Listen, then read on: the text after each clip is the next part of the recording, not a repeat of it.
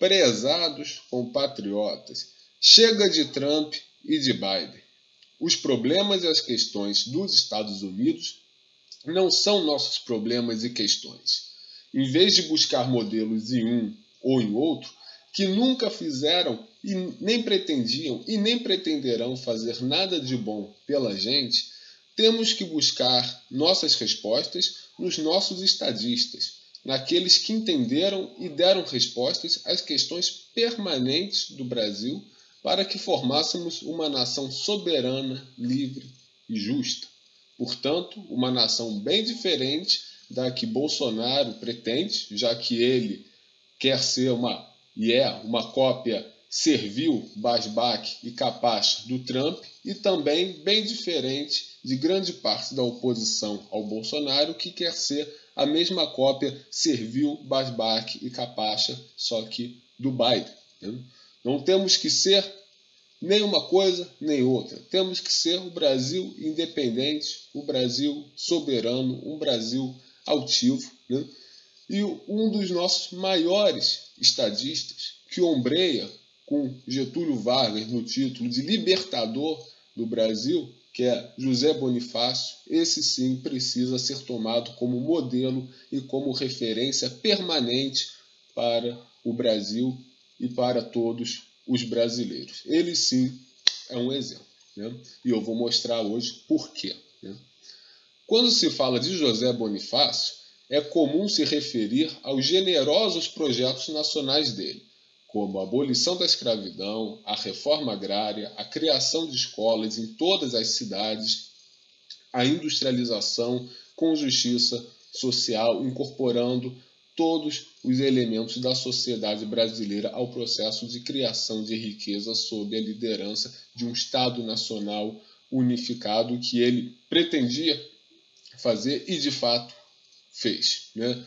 Devemos a independência a ele, devemos a formação do nosso Estado unificado, a nossa unidade nacional, a brilhante ação política de José Bonifácio. Tudo isso dá a dimensão da grandeza de visão do nosso primeiro estadista.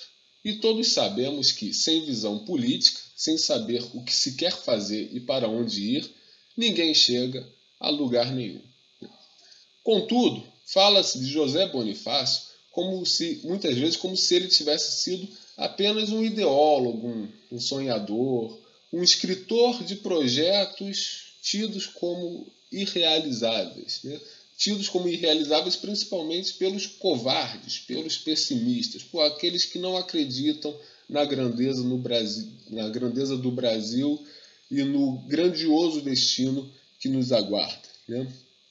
Há até quem explore essa circunstância do Bonifácio ser considerado mais um sonhador, um elucubrador, um pensador do que propriamente um político, um homem de ação. Há até quem explore isso para dizer por ignorância ou má fé, por desinformação ou desonestidade, que Bonifácio não fez nada e que por isso não merece nenhuma consideração histórica.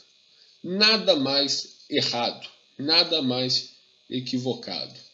Além de formulador de projetos, Bonifácio também foi um realizador e dos maiores que o Brasil já teve.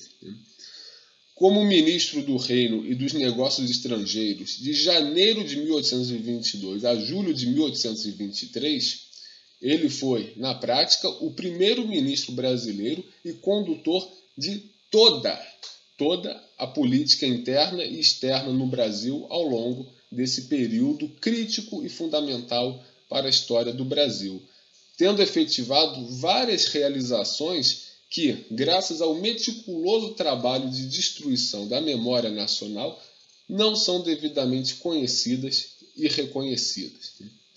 Em primeiro lugar, para falar das realizações de Bonifácio, em primeiro lugar, Bonifácio foi o primeiro marechal brasileiro. Foi ele quem conduziu de maneira firme e inabalável a Guerra de Independência Brasileira, ocorrida em terra e em mar. Ele, inclusive, chegou a ir para a frente de vários combates. E graças à sua atuação, graças à sua liderança, o Brasil mobilizou mais de 50 mil soldados em uma guerra que só foi concluída no dia 2 de julho de 1823, na Bahia, com um saldo negativo de milhares de mortos. Para acabar com a ingerência externa, sobretudo inglesa, no processo da nossa independência, Bonifácio fechou a maçonaria brasileira em outubro de 1823 e determinou a prisão dos seus líderes. A culminância da Guerra de Independência foi o 2 de julho baiano, onde os bravos brasileiros da Bahia tiveram em Bonifácio seu marechal. Era do gabinete dele de onde partiam as ordens da mobilização vitoriosa e até hoje consagrada no querido estado da Bahia, a quem o Brasil tanto deve. A vitória brasileira na Guerra de Independência foi tão mais heróica quanto pelo fato de ter sido feita sem um centavo estrangeiro, como eu já falei no outro vídeo em que eu desmascaro as mentiras que contaram sobre o Brasil. A independência do Brasil, a Guerra de Independência do Brasil, contou apenas com recursos internos, recursos de dentro do país, e cuja arrecadação foi conseguida de maneira suada, mas persistente, por José Bonifácio e seu irmão Martim Francisco, primeiro-ministro da Fazenda do Brasil. E para conseguir isso, Bonifácio teve que fechar a maçonaria do Brasil, né? Ele, que muitas vezes é considerado maçom, né? Ele só entrou na maçonaria tardiamente para poder espionar os maçons. E quando viu que eles de fato tramavam um golpe para tornar o Brasil subordinado à Inglaterra, para endividar o Brasil com a Inglaterra, Bonifácio foi lá e fechou a maçonaria, né? A maçonaria só foi reabrir na década de 1930, né? Mas ainda assim Bonifácio é considerado maçom, né? E ele é difamado por conta disso. Aliás, muito parecido com Getúlio Vargas, que é muito difamado como fascista, sendo que quem fechou o Partido Integralista Brasileiro, que era fascista, né, foi ele, né? Foi Getúlio. Quem fechou o movimento negro fascista brasileiro, quem fechou o Partido Nazista brasileiro, foi Getúlio. E ainda assim ele é chamado de fascista. Então até nisso Getúlio e Bonifácio são iguais. São acusados de terem sido justamente aquilo que eles mais combateram, né? E para melhor vencer a Guerra de Independência e organizar o Estado brasileiro que surgia de forma independente de Portugal, Bonifácio criou oficialmente no Brasil o Exército e a Marinha. É ele o pai das nossas Forças Armadas, né? E Bonifácio também reestruturou o Banco do Brasil, que era um banco estatal criado por Dom João VI em 1808 e que não é o atual Banco do Brasil. A estrutura é diferente. Nosso Banco do Brasil, o Banco do Brasil que a gente conhece, só veio depois com Dom Pedro II, depois de Dom Pedro I ter falido o Banco do Brasil. Mas o Banco do Brasil só faliu depois que José Bonifácio e Martim Francisco foram demitidos, né? E o antigo Banco do Brasil já estava em dificuldades porque havia sido raspado por Dom João VI quando ele regressou a Portugal. E coube a José Bonifácio e a seu irmão Martim Francisco recuperarem o banco pela adoção de modernas medidas administrativas a fim de o transformarem em um agente central de política financeira e monetária a serviço do Brasil. Para Bonifácio, o Estado deveria controlar firmemente as finanças e assim o fez. Ele organizou uma auditoria da dívida que saneou as contas do banco e distinguiu entre as dívidas justas, que mereciam ser pagas, né, e as dívidas injustas, que foram canceladas.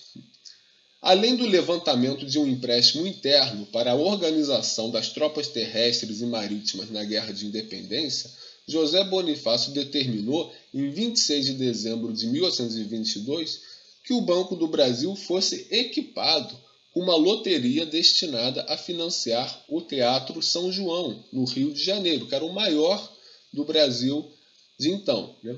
Ele também disponibilizou crédito, por meio do Banco do Brasil, para a construção de estradas que integrassem o Brasil por dentro, né? E uma das estradas que foram,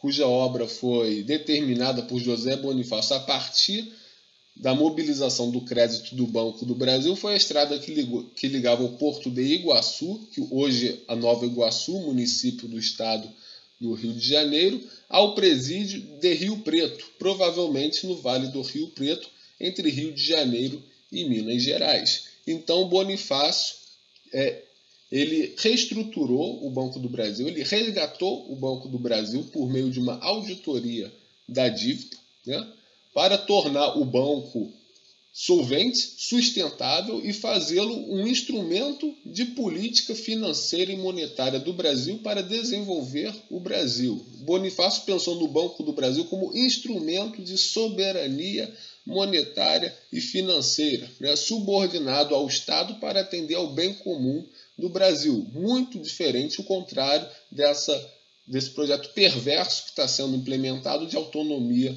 do Banco Central, que é autonomia em relação ao povo brasileiro, autonomia em relação ao Estado brasileiro e completa captura do Banco Central pela banca, pelas finanças transnacionais. Bonifácio repudiava isso, né? Então ele resgatou o Banco do Brasil e utilizou como instrumento de financiamento, sobretudo da cultura e da infraestrutura brasileira, né?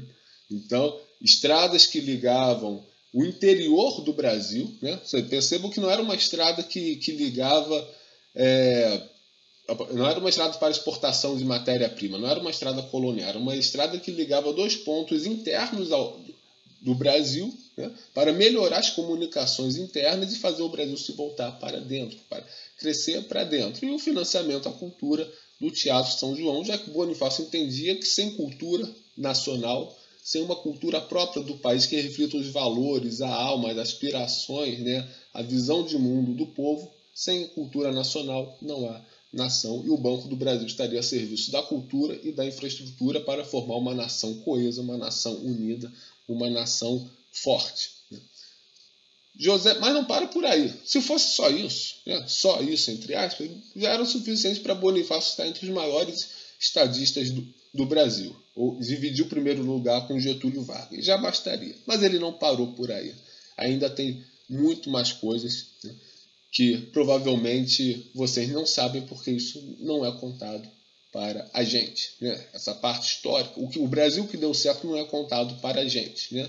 Porque para sermos dominados, para aceitarmos a dominação, para aceitarmos que o futuro do Brasil depende de Trump ou de Biden, é preciso desacreditar, deslegitimar a nossa trajetória e tudo o que fizemos. Então, Brasil independente é Brasil com memória, é Brasil que sabe que já fez coisas grandes e que pode fazer coisas ainda maiores, né?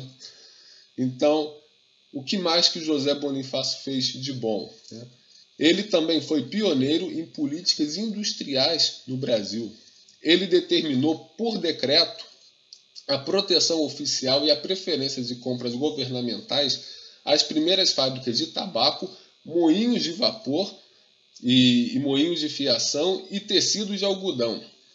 E também deu início à indústria naval brasileira, ao determinar que os técnicos brasileiros fizessem engenharia reversa nos navios de guerra comprados da França e da Inglaterra para o Brasil poder fabricar os seus próprios. Inclusive, Bonifácio determinou a construção da primeira corveta de guerra brasileira, construção que seria feita aqui no Brasil.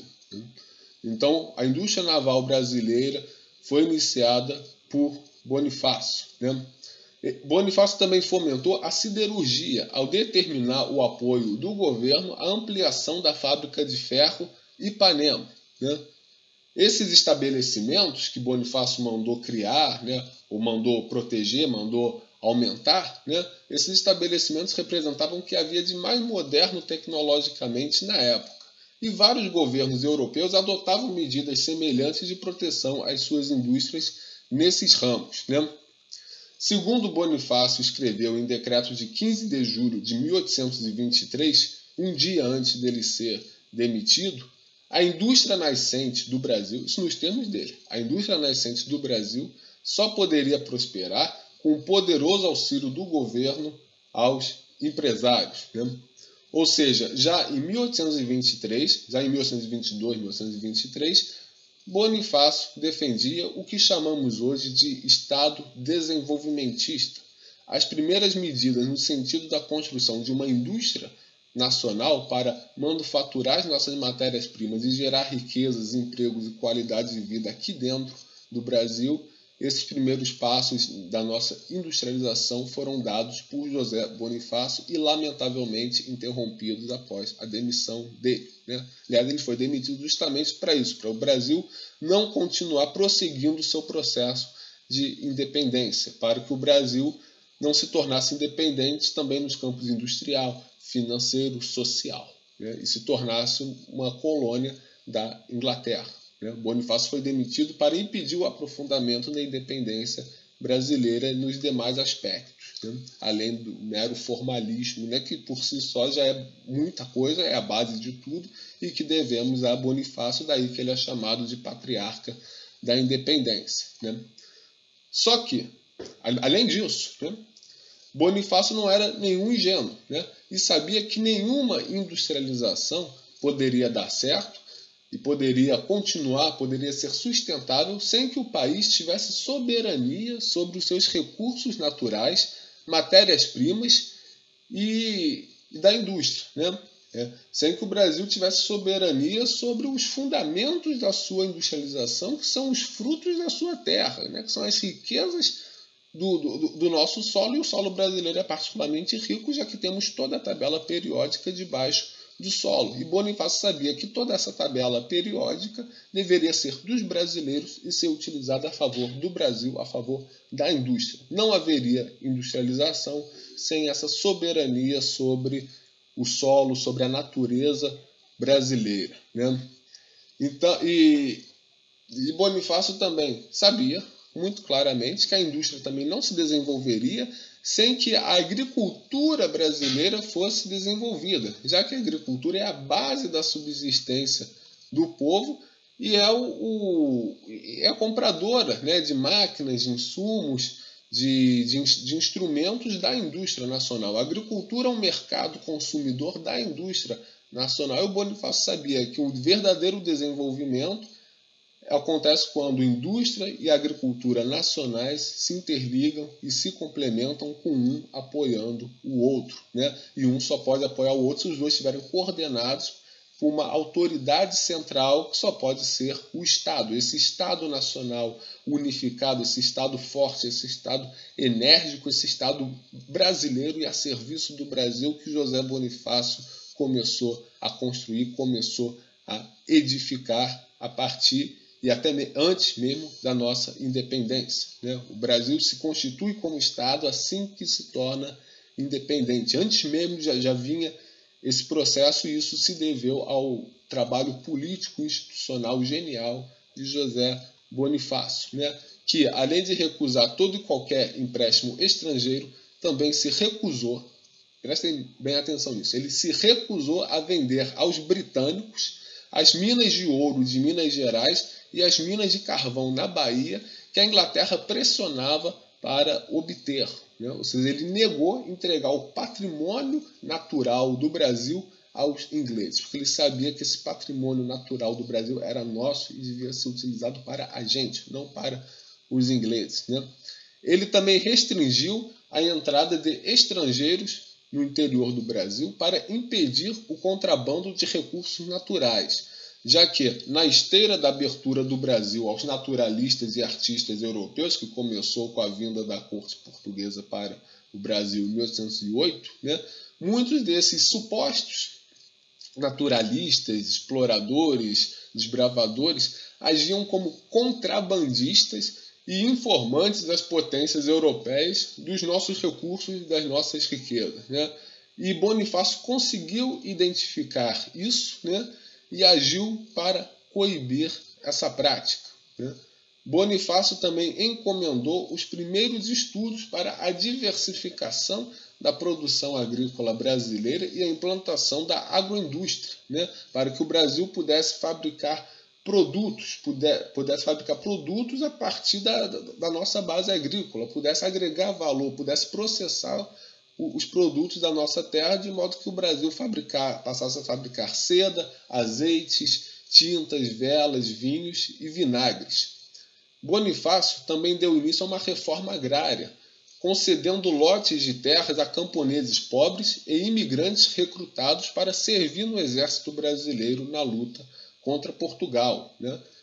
Isso é sensacional também, que eu vou falar agora, né? Bonifácio interditou, ele vetou a concessão de terras a grandes fazendeiros e senhores de escravos que não receberam um quinhão de terra enquanto ele foi ministro, né? Ou seja, Bonifácio deu terra para os camponeses pobres, para os imigrantes pobres que ajudassem o Brasil e não concedeu nenhuma terra aos senhores de escravos, aos latifundiários, aos escravistas, né? Então, vocês imaginem o ódio que a oligarquia escravocrata brasileira sentia de José Bonifácio. Esse foi um dos motivos, aliás, pelo qual essas oligarquias pressionaram Dom Pedro I a derrubá-lo, né? Em relação aos índios, Bonifácio foi o primeiro indigenista brasileiro, um indigenista do bem, um indigenista realmente nacional, não indigenista da coroa britânica, né? Não um indigenista separatista, né? Como a maioria desses zongueiros de hoje aí, mas um indigenista que via o índio como fator, como elemento de construção nacional, como elemento de formação do Brasil, como elemento constitutivo do povo brasileiro e da civilização brasileira, né? Bonifácio determinou que fossem dados aos índios utensílios de conforto, como roupas, ferramentas de trabalho e até mesmo armas de fogo, né? E ele instituiu que os índios fossem treinados em armas, né, por um índio chamado Inocêncio Gonçalves de Abreu, para que os índios pudessem se defender de possíveis invasores como fazendeiros, né? Então, Bonifácio não queria que o índio deixasse de ser índio, mas ele queria melhorar a qualidade de vida dos índios sem que ele deixasse de ser índio. Bonifácio estimulou que os índios, a partir da sua própria cultura, se desenvolvessem e se protegessem também, né? Ele determinou que os índios fossem ensinados por um índio também, por alguém que conhecia a realidade indígena, para utilizar armas de fogo e poder se defender dos seus inimigos. Bonifácio armou os índios para eles se defenderem, né?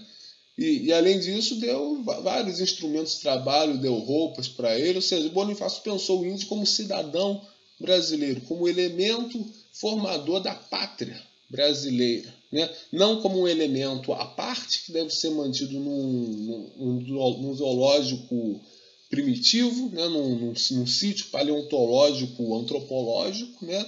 Para servir de exotismo para o gringo. Bonifácio não queria isso e também não queria que o índio fosse exterminado por fazendeiro, não queria que ele fosse exterminado por aqueles que querem explorar a terra indiscriminadamente, explorar a terra, explorar a gente brasileira. Ele queria proteger o índio, integrá-lo à nação brasileira e ensinou aos índios como se protegerem e se desenvolverem por conta própria. Utilizou o Estado para empoderar, de fato, os índios, né? Então, por isso que o Bonifácio foi o nosso primeiro indigenista, né?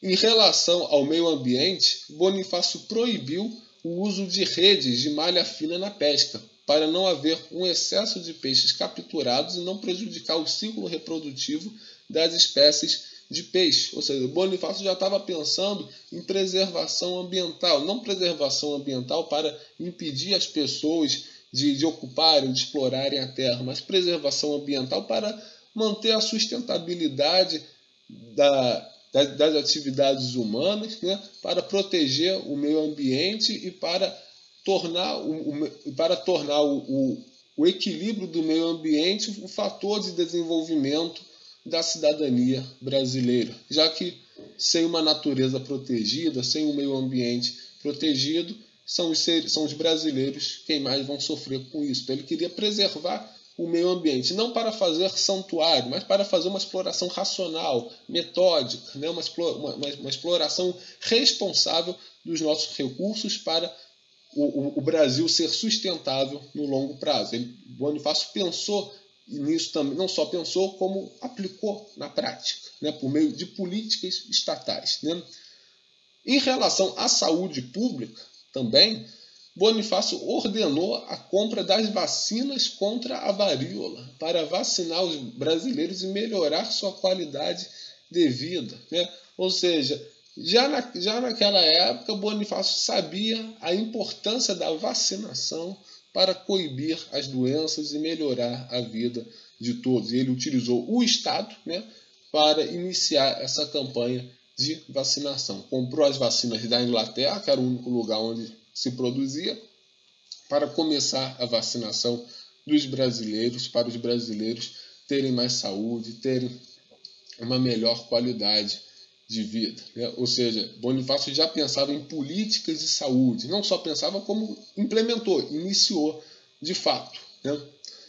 E ele também criou linhas de crédito para as santas casas, para elas ampliarem sua capacidade de atender doentes, né? Ou seja, Bonifácio pensou e praticou, junto de um desenvolvimento da indústria nacional, da agricultura nacional, também o desenvolvimento do que seria o nosso primeiro estado de bem-estar social, que foi brutalmente interrompido após a demissão dele, né, o Dom Pedro I. No plano da política externa, Bonifácio estruturou a Secretaria de Negócios Estrangeiros de forma autônoma, né, do que seriam os assuntos do reino, os assuntos internos, né? E essa Secretaria de Negócios Estrangeiros separada, né, foi o embrião do que é hoje o Itamaraty. Em 1822, ele também convidou Buenos Aires a formar uma confederação de países latino-americanos, excluindo, portanto, os Estados Unidos, né? E essa confederação serviria para o continente, né, para o Brasil e as colônias e as antigas colônias hispano-americanas resistirem juntos à ofensiva das potências europeias e também dos Estados Unidos, já que Bonifácio considerava os Estados Unidos como sendo um país traiçoeiro e egoísta, né? Ele considerava a diplomacia dos Estados Unidos uma das mais ardilosas, né? Era uma das mais ardilosas do mundo, era uma das que ele mais desconfiava, né? Isso falado por ele mesmo, né? Antes da doutrina Monroe, né, que o presidente estadunidense James Monroe estabeleceu a América para os americanos, né, proclamando a dominação dos Estados Unidos sobre todo o continente americano, supostamente para proteger o continente americano da Europa, mas na prática para estabelecer a hegemonia estadunidense sobre nós, né? Antes da doutrina Monroe, que foi em 1823, já em 1822 o Brasil lançava o que podemos chamar aqui de doutrina Bonifácio, né? Uma doutrina que estabelecia a parceria entre as antigas colônias ibéricas para a proteção e o desenvolvimento mútuos, né? A partir da formação de uma confederação, né, que não acabaria com a soberania de nenhum país, mas reforçaria reciprocamente as soberanias por meio de uma aliança estratégica liderada pelo Brasil e por Buenos Aires para projetar a América Ibérica como um novo centro mundial de poder, né, para promover esses países conjuntamente e nos defendermos tanto da Europa quanto dos Estados Unidos. Já naquela época, Bonifácio estava vendo a necessidade da integração latino-americana. Dessa forma, o Brasil se antecipava aos Estados Unidos na disputa pela hegemonia do continente americano, né? Não precisa nem dizer que, caso fosse adiante, essa política de Bonifácio tornaria a América Latina a pátria grande, livre de qualquer imperialismo. Bonifácio foi um pensador da pátria grande. Ele elaborou seu projeto de pátria grande e comunicou esse projeto a Buenos Aires, convidou Buenos Aires para participar dele. Não era só uma cartinha de intenção, foi um convite, foi uma proposta formal, prática, né? Real, né? Bonifácio não era só homem de conversinha, não era só homem de ideias soltas, de projetos utópicos, era homem de realização, de prática, de utilizar os instrumentos institucionais do Estado para transformar o país e projetar o país como potência mundial junto dos nossos vizinhos, que são os nossos aliados naturais. Nosso aliado não são os Estados Unidos, né?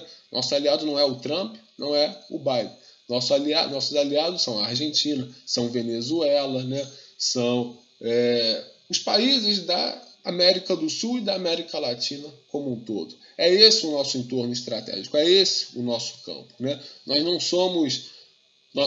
somos estadunidenses, nós não somos escandinavos, nós não somos chineses, nós não somos russos, né? O Brasil não será nada mais do que uma colônia se ele se submeter aos projetos, seja dos Estados Unidos, seja da China, seja da Rússia, seja da Europa, seja lá de quem for. O nosso campo estratégico é aqui, é a América do Sul, é a América Latina, e Bonifácio já entendia isso, e já orientava a política externa do Brasil nesse sentido. Ou seja, o Brasil já nasce como país independente, com uma política externa independente, com uma política externa voltada para a formação da pátria grande, para a projeção da civilização brasileira como parte da civilização latino-americana.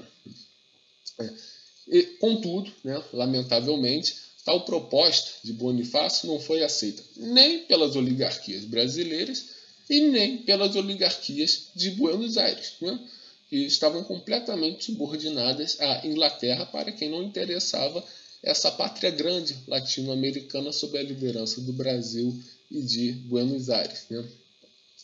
Então, para concluir, a título de conclusão, Bonifácio pode, com toda a justiça, ser de fato considerado o primeiro estadista brasileiro. Muitas das suas ideias e políticas só viriam a ser retomadas e desenvolvidas com Getúlio Vargas, que, como explicarei em outro vídeo, que ficará para depois, Getúlio foi a reencarnação política de José Bonifácio e levou adiante todas as ambições, todos os projetos, todas as iniciativas do patriarca da independência. Então, demonstrarei num outro vídeo como Getúlio Vargas foi o legítimo herdeiro e continuador de José Bonifácio. Os dois são os nossos maiores estadistas, sem sombra de dúvida. Eles são exemplos e referências permanentes para o Brasil, para o povo brasileiro. Se quisermos saber como se faz política, como se faz uma política a serviço do Brasil, olhemos para José Bonifácio e para Getúlio Vargas. São eles que nos guiarão. Eles são os nossos guias, as nossas referências. Não são o Trump, não são o Biden. São José Bonifácio e Getúlio Vargas. É evidente que o mundo mudou, que o Brasil mudou, mas as questões e as respostas que eles deram são permanentes, porque dizem respeito à soberania brasileira, dizem respeito ao desenvolvimento brasileiro, dizem respeito à cidadania dos brasileiros. E tudo isso não é passageiro e não deve ser passageiro. Isso é permanente e deve ser institucionalizado permanentemente por um Estado nacional, por um Estado que realmente seja brasileiro, por um Estado que permita ao Brasil ser de fato independente. Muito obrigado a todos. Até a próxima.